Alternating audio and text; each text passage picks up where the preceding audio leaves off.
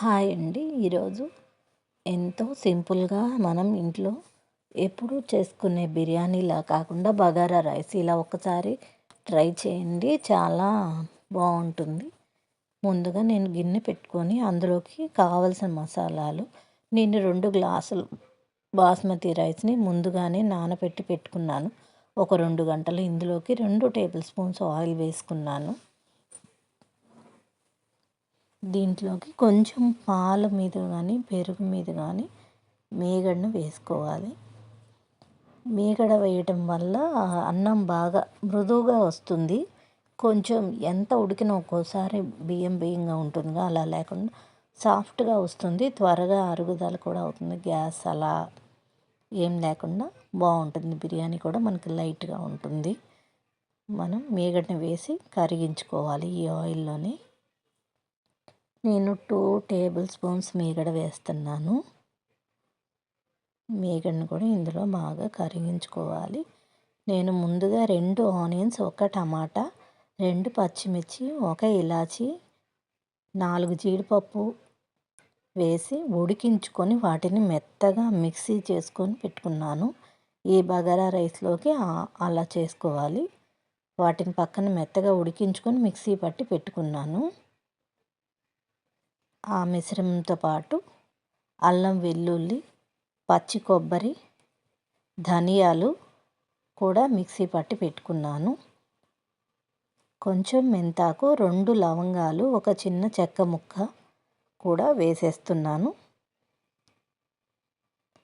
మసాలాలన్నీ రెడీ చేసుకుంటే చాలా ఈజీగా అవుతుందండి.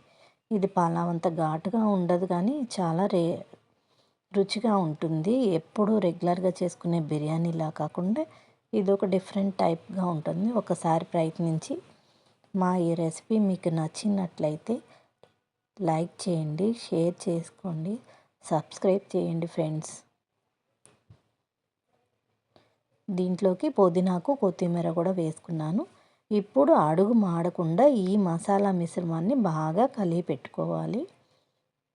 చిన్న మంట మీద అడుగు మాడకుండా బాగా మిక్స్ చేసుకోవాలి. ఈ మిశ్రమాన్ని అంతా చక్కగా ఇలా కలిపేసుకోండి.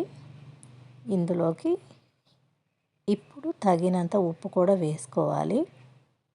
ఇలా ఉడికేటప్పుడే ఈ మసాలా పచ్చివాసన పోయేలాగా బాగా వేగించుకోవాలి. ఒక 2-3 నిమిషాలు అలా పచ్చివాసన పోయేదాకా వేగించుకోవాలి. లేదంటే ఎక్కువ టైం వేగపోతే అవన్నీ వేగకుండా పచ్చిగా అనిపిస్తాయి.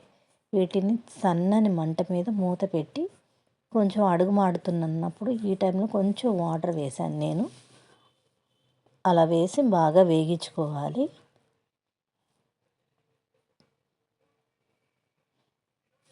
చూడండి, మసాలా చక్కగా వేగి ఆయిల్ పైకి వచ్చింది. ఇలా ఆయిల్ పైకి వచ్చేదాకా ఉంచి మనం ఎసరిని పోసుకోవటమే. నేను ఈ గ్లాస్తో 2 గ్లాసులు బాస్మతి రైస్ తీసుకున్నా.